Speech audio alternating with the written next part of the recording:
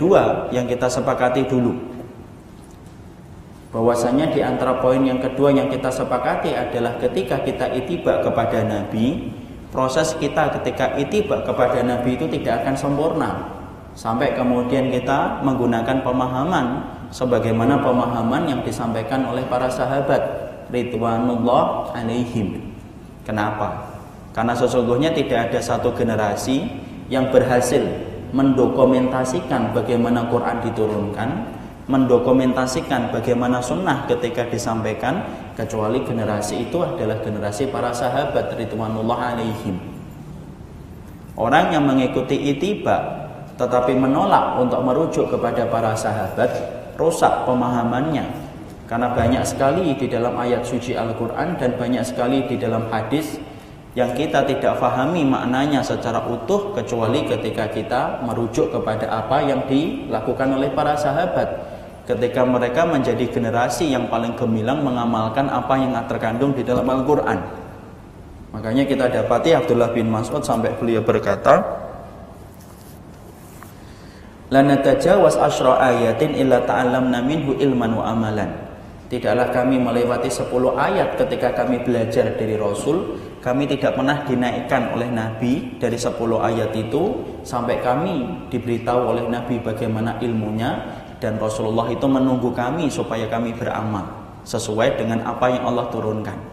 Disitulah kita mendapati inilah kelompok, inilah golongan paling gemilang di dalam mengaplikasikan apa yang Allah turunkan, karena tidak ada saksi mata ketika turunnya Al-Quran dan tidak ada saksi hidup ketika hadis itu disampaikan kecuali para sahabat ridwanullah alaihim. Makanya kita penting untuk memahami poin yang kedua yang kita sepakati dulu sebelum kita bicara taklid.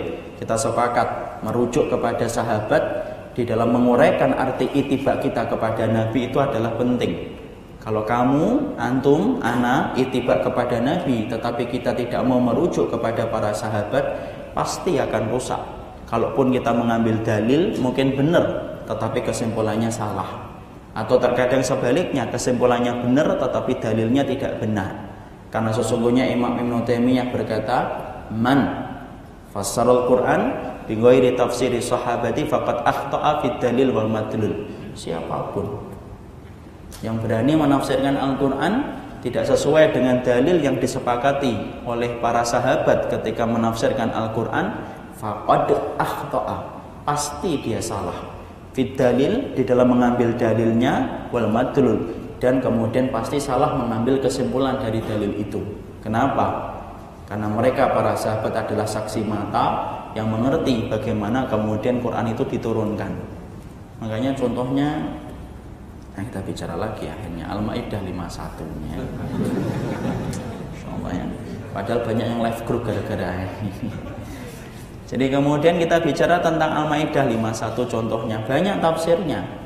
Tapi ternyata cukuplah salah satu perbuatan sahabat itu menjadi pemahaman kita ketika kita mendapati Umar bin Khattab radhiyallahu anhu marah besar kepada salah satu di antara stafnya yang mengangkat juru tulisnya adalah orang Nasara, padahal hanya katib, juru tulis. Dan kemudian apa? Kemarahan itu betul-betul kemarahan yang besar. Disitulah kita mampu mengkaitkan riwayat ini kepada surat Al-Maidah 51. Kalaulah hanya juru tulis saja tidak diperkenankan bagi kita untuk mengambil manfaatnya dari orang kafir ketika masih banyak kaum mukminin yang mampu menempati posisi itu, apalagi ketika menjadi pemimpin bagi kehidupan orang yang beriman. Jadi ternyata satu kayak gitu itu sudah seakan-akan menggantikan semua banyak tafsir, bukan menggantikan, menambah kekuatan tafsir. Karena ternyata para sahabat itu adalah generasi yang paling gemilang ketika mereka menafsirkan Al-Quran, karena mereka adalah saksi mata bagaimana Quran diturunkan dan bagaimana sunnah untuk disampaikan. Itu contohnya, dan kita sepakat untuk itu yang kedua.